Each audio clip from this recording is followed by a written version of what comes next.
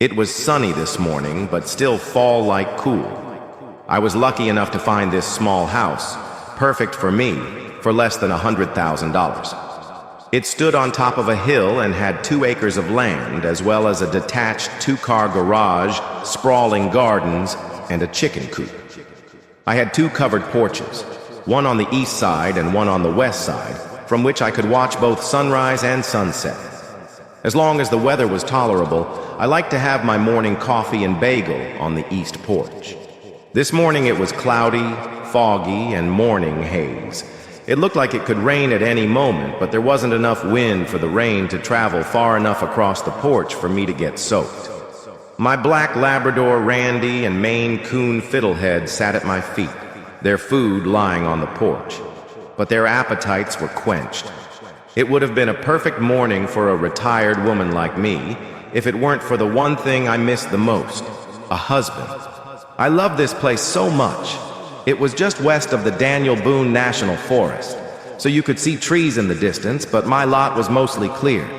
Rowan County is a poor neighborhood, which is why I was able to buy it so cheaply.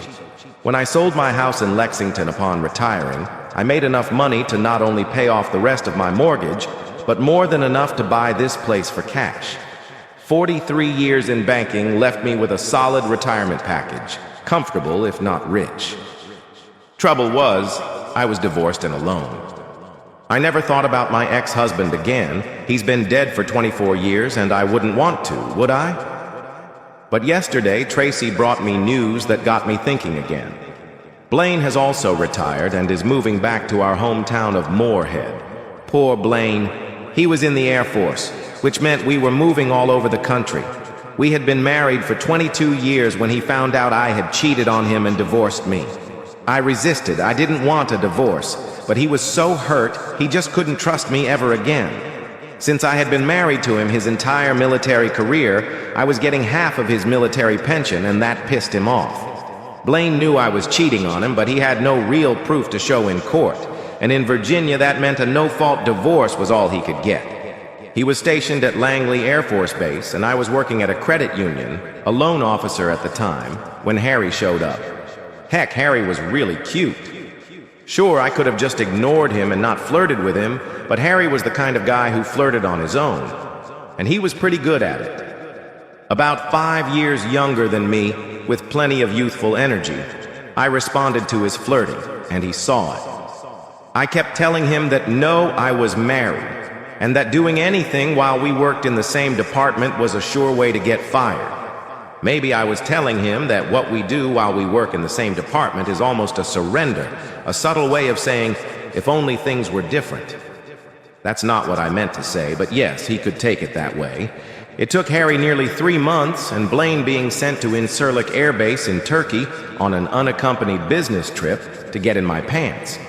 My husband was gone, and I had to take care of the house and the kids alone. I was lonely and horny, and Harry took notice of me. I let Harry take me to a very nice seafood restaurant just across the Hampton Roads Bridge Tunnel on Willoughby Spit, with an outdoor dinner and a view of the Chesapeake Bay. It was raining that night, so we sat inside, but the restaurant had a huge wall of windows overlooking the bay, and it was so nice to watch the rain over the water. The kids weren't home.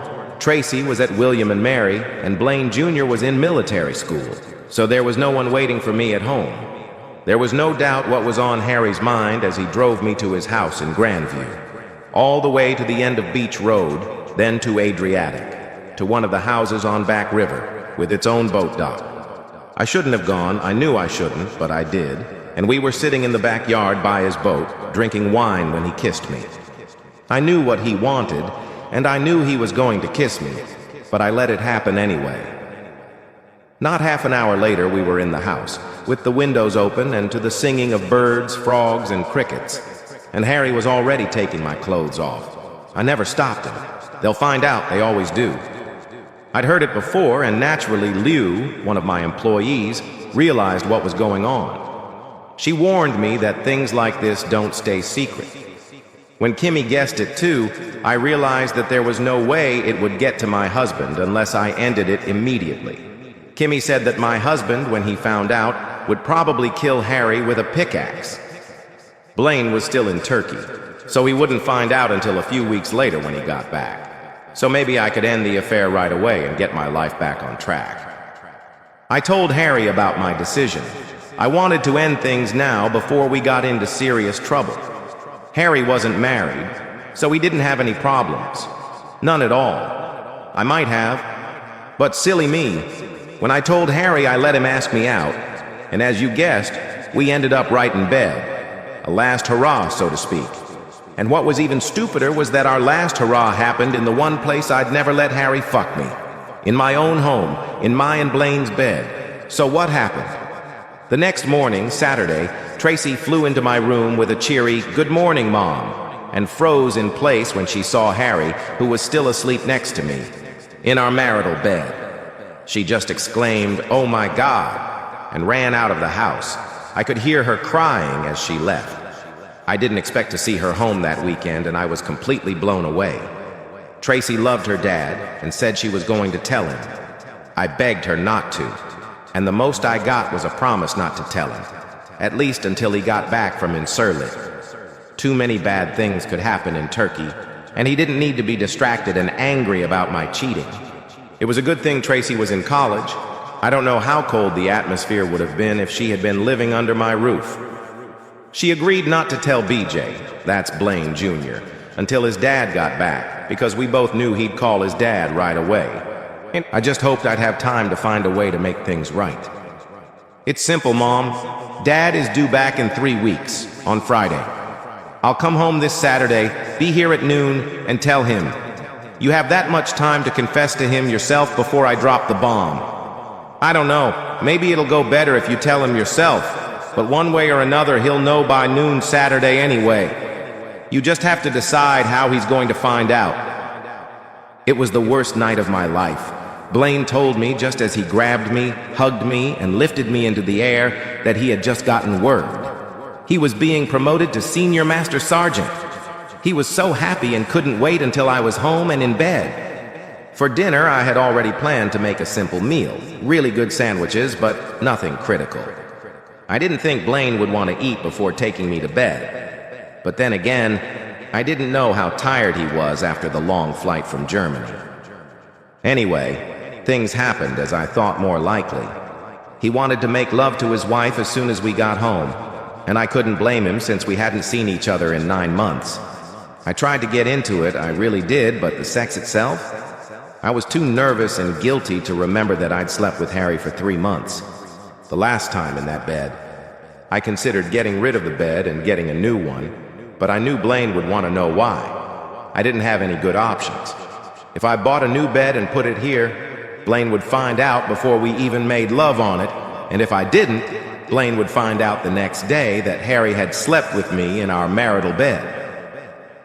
Saturday morning, Blaine made love to me again, and this time I felt better.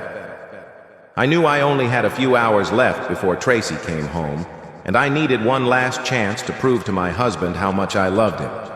Blaine wasn't as needy, wasn't as rough as last night, and I was able to enjoy not sex, but love. After we were done, I got up to take my morning shower and then got dressed. Blaine went to get cleaned up, and I went into the living room, sat down in the padded chair, and just started crying. I knew when he came out, I'd have to tell him everything. When I heard the bathroom door open for him to get out of the shower, I looked at the grandfather clock. It was 11:17. Tracy was due in 43 minutes, and I didn't have time. A couple minutes later, my wonderful, darling husband walked into the living room and saw me crying. "Emily, what's wrong? Why are you crying?" The grandfather clock showed 11:20. "Sit down! Sit down! I have something to tell you." It was easier to write it down now. As I said it, I was shaken by sobs. I could see Blaine's face. He knew I was about to blurt out something serious, but he didn't know what. He had thoughts of cheating running through his head, but he might as well have assumed I was sick or something. He is a strong man and tried to stay calm as he sat in the other chair, leaned forward, put his elbows on his knees, and waited for me.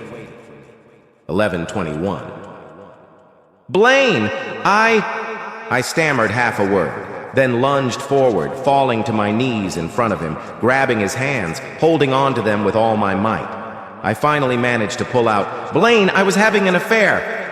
My husband wrenched his hands away from me, leaning back heavily in his chair, and I just clung to his knees, hugging them and begging for forgiveness. For a minute or so, he didn't say anything, just stared at me, his face an emotionless mask. The clock read 11:23. Then he jumped up from his chair, shouting, "Damn it!" over and over again.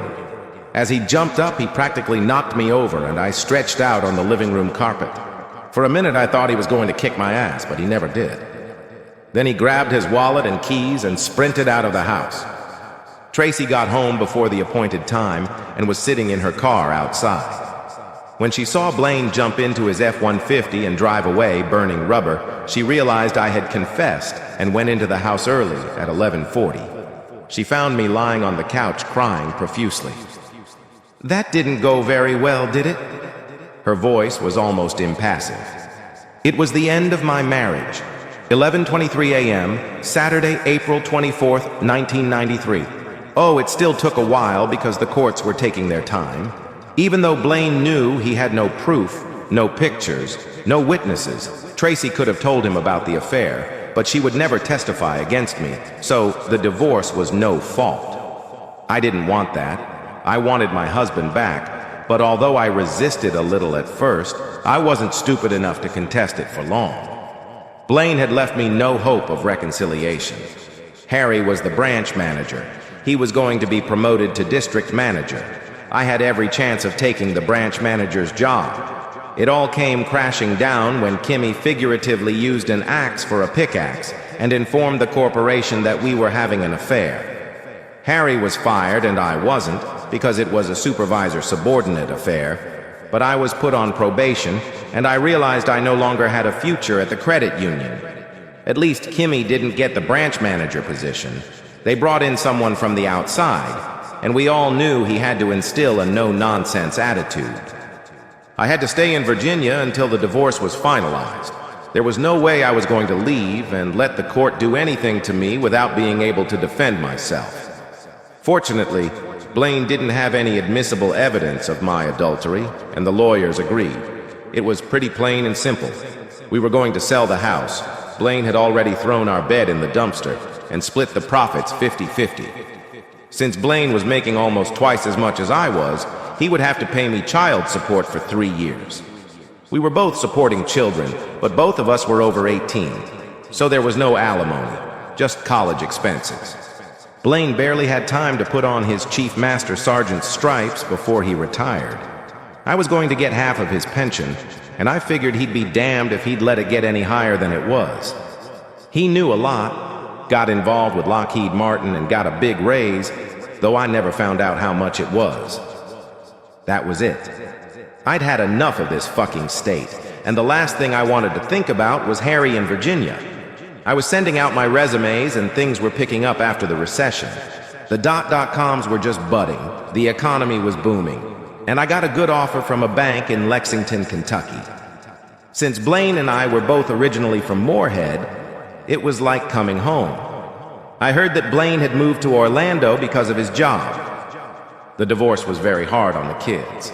Tracy, of course, was the only one who caught me with Harry, so she knew all about it. BJ heard from his father's side first, I guess, but my husband didn't really know what had happened, only that I was having an affair. Our family was really split. BJ joined the Air Force, and naturally he was sent all over the place, to Idaho, to Florida, and then to horrible Fairbanks, Alaska, 60 below zero in Alaska. Tracy had a degree in finance from William and Mary and was working at some financial institution in Arlington. I talked to my kids a lot on the phone, but never got to see them.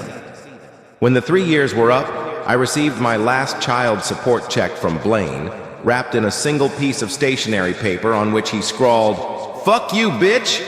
This is the last fucking penny I'll ever have to send your cheating ass. Eat shit and die." I couldn't help myself. I broke down and cried. I hoped that as time passed, his anger would subside, but it seemed he was just as fiercely angry as the day I confessed my cheating to him.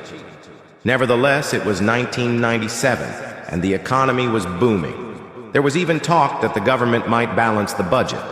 Banking, of course, was going great, and I was slowly but surely climbing up the career ladder. I completed my bachelor's and then a master's degree at night school, which helped my career prospects immensely. For the last 2 years, I've been saving alimony anyway and just living on my income.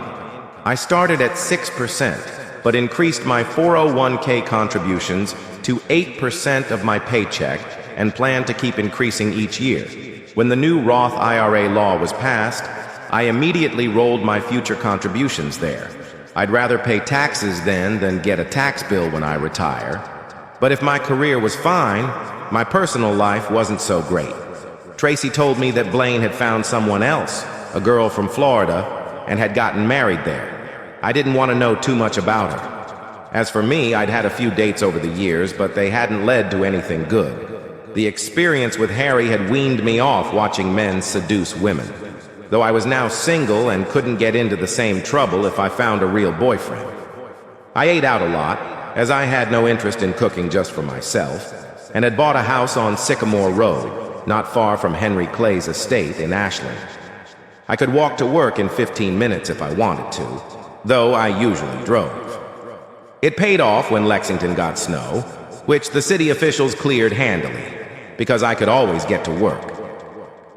When the recession hit after the September 11 attacks, I found myself in the negative on my mortgage, but I didn't lose my job like so many others and just kept making the payments.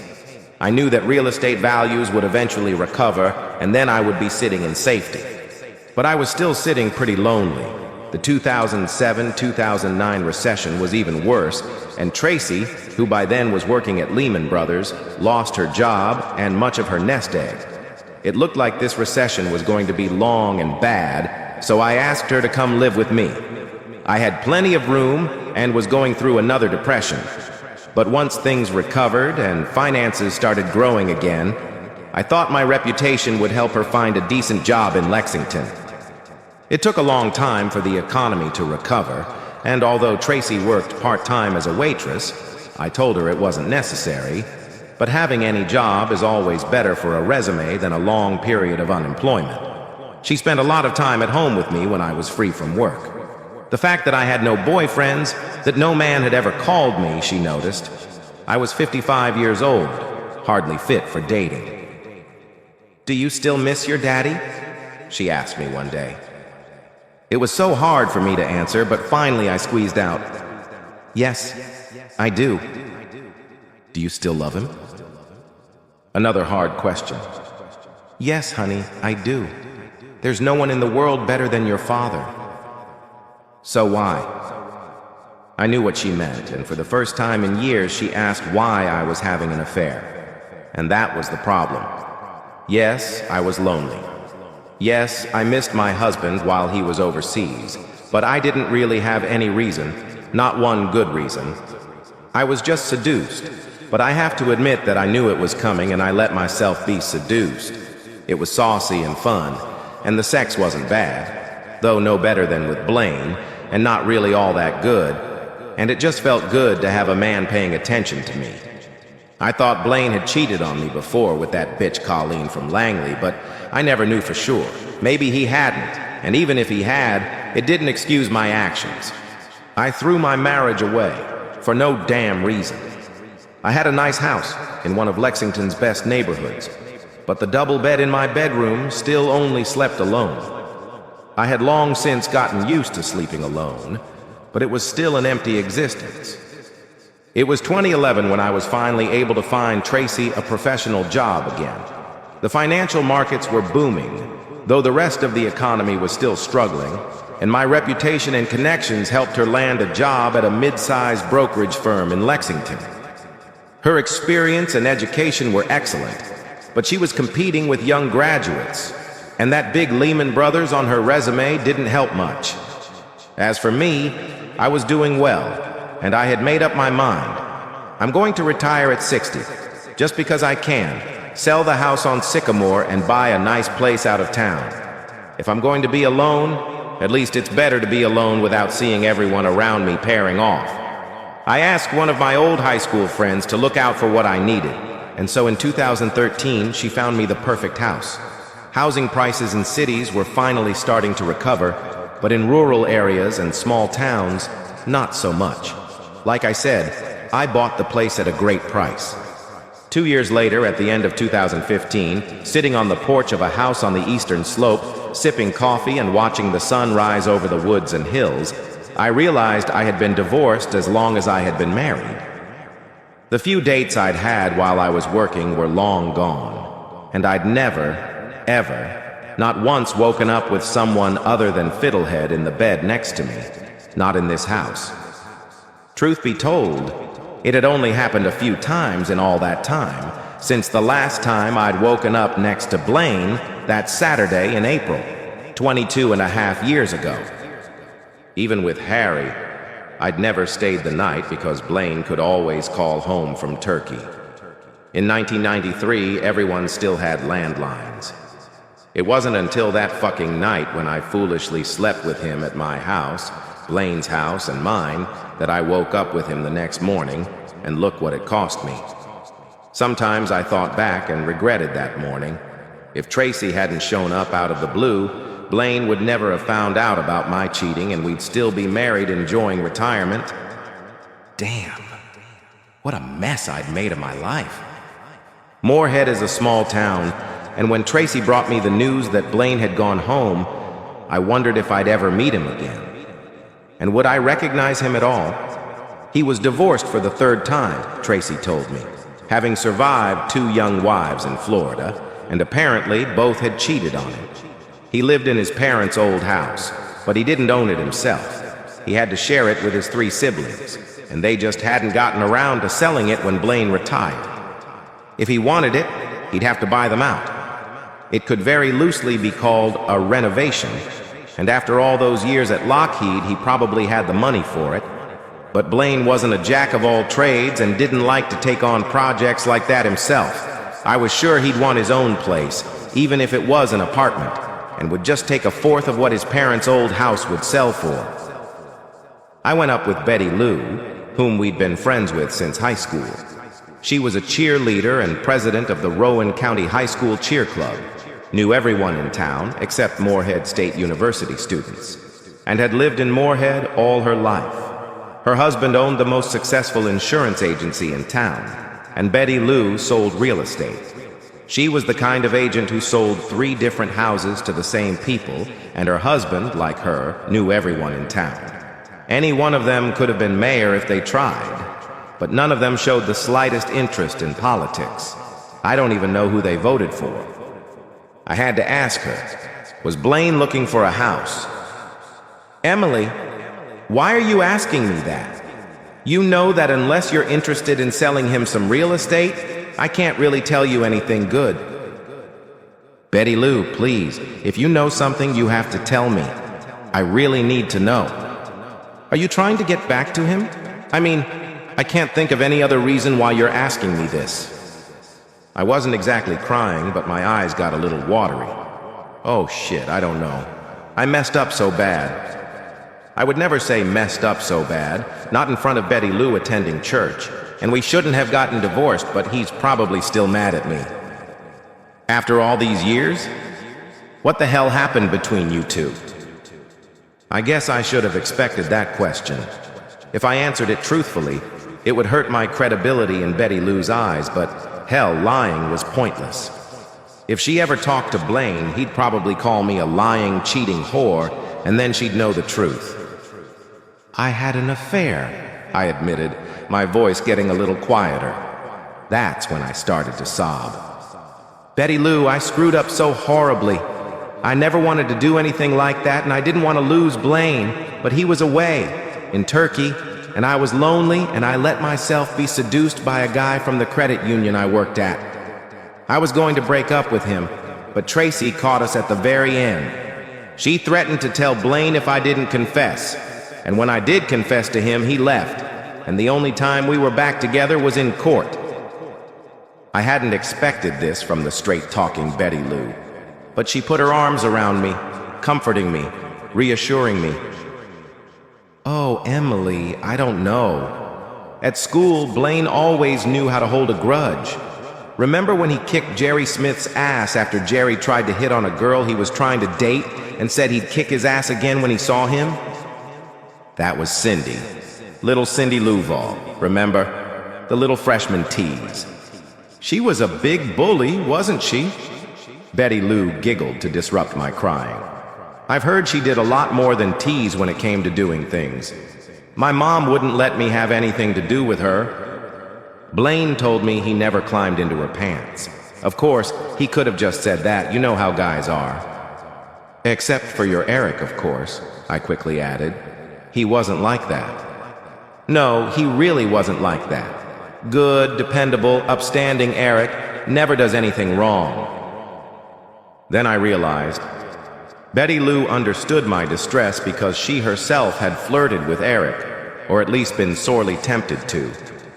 In the most vulgar corners of my brain, I could picture it. Still, it was a lot more than I'd been getting for the past 24 years, wasn't it? Blaine wasn't bad. He liked a lot of different positions.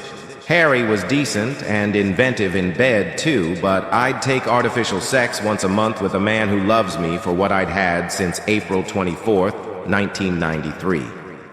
There was silence between us for a few seconds, while Betty Lou sort of gathered her thoughts. Okay, Emily, I really shouldn't tell you this, but yes, Blaine is looking for a new place to live. He wants an apartment, not a house, but he has a certain list. First floor, as few stairs as possible, in good condition, and that the neighbors aren't Moorhead State students. That's actually hard to find. No steps, I wondered. Blaine was always energetic and in shape. I guess you haven't seen him in a while, right? He's diabetic and he hurt his leg somehow. Walking is hard for him now, and being diabetic, whatever happened to him is slow to heal. No, Tracy never told me that. Tracy was always protective of her father, and after the divorce, she only told me the bare minimum. He's not in a wheelchair, is he? I've never seen him in one, but I've seen him use a crutch. Oh, poor Blaine. No wonder he wants to get away from his family's old house. It's 2 stories high. Yes, and it's a little dilapidated. The family wants to sell it, but I'll be lucky if I get $60,000 for it. What do you think would happen if I just accidentally bumped into it? Well, I know he usually eats lunch at the American Legion Hall on Old Cranston Road. I think he enjoys the company there, and he probably doesn't like to cook for himself. But if he's still holding a grudge, it's not a good place to accidentally run into him. Can you imagine if he freaks out and starts calling you names in public? If you want to see him again, you'd better go to Tracy. It was advice I didn't want to hear, but it made sense. Tracy loved us both, and if she was more protective of her father than she was of me, I could accept that. Perhaps it was some hyper-compensation on her part, since she looked so much like me. Except for the brown eyes she inherited from her father, she looked like me, only 24 years younger.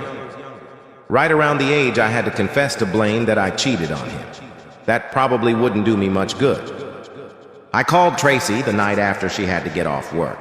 It turned out she had a business meeting this afternoon, but she said she could call me the next night. I gave her a quick heads up so she could think about it. I told her I wanted to talk to her about setting up a meeting between me and Blaine. I think I shocked her. You know Daddy has a hard time walking, don't you? Tracy started the next evening. Yes, Betty Lou told me, but I'd like to make him a nice dinner here, just the 3 of us. Will he be able to walk up the steps? Yes, I think he can. His arms are still strong and you have a sturdy railing going up the steps, and the steps are only 4. It's a good thing you have a bathroom on the 1st floor. I had been worried all day. Tracy had arranged to have dinner on Saturday when she was supposed to have the day off because I wanted her to attend. I was still nervous, but I knew Blaine, most likely, wouldn't go on a tirade about my affair that happened so long ago, not with Tracy. Besides, Tracy provided plenty of opportunities for small talk about her life, just in case the conversation between Blaine and I about our own lives took an awkward turn. I made fried chicken, something I've always been good at, green beans and warm potato salad with arugula, which I'd only learned about a few years ago. I had some artificial sweetener on hand for Blaine's coffee, and I consulted Betty Lou, who is also diabetic, about what I should and shouldn't eat for dinner. She seemed genuinely happy for me that Blaine was coming. When she told me that she had found an apartment that fit Blaine's list of criteria, I asked her to please not tell Blaine about it, at least not until after dinner. Emily, that would be unethical. It's what he was looking for, and if I wait, someone else might grab it. Well, maybe you can tell him about it, but somehow arrange to show it to him next Monday instead of right away?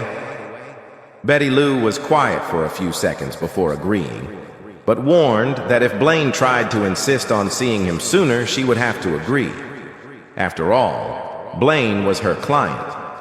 And Blaine did just that. He saw the apartment Friday morning and told Betty Lou he wanted it. The apartment was $700 a month. The lease was for 1 year, with the first and last month's rent paid at the signing of the agreement. Blaine knew about our dinner the next day, but decided to rent an apartment in town anyway. Betty Lou warned me about it. I know she heard on the phone how upset I was. Nevertheless, there was still Saturday night dinner left, and I was still going to make the best of it. Maybe I really had no chance of us ever getting back together again, but I was going to at least try. 24 years after my disastrous affair and our divorce, I still loved Blaine. It wasn't as intense, it was something cool that was under the surface, barely perceptible, but it was still there. And I was Blaine's first true love. We lost our virginity to each other, as we usually did, on prom night. No matter how angry he was at me, no matter how much he hated me now, no man ever forgets the first women he slept with. Somewhere, maybe very deep down inside, he had to still love me. He just had to. The sun was peeking through my bedroom window Sunday morning, and it was glorious. Fiddlehead was curled up in my lap, and to my right lay Blaine, still asleep, but with a smile on his face like I hadn't seen in 24 years. It was hard for Blaine to walk up to my bedroom on the second floor, but he made it. Diabetes had impaired his circulation and robbed him of his former sexual potency. When Tracy saw what was going on and discreetly excused herself, he told me he did.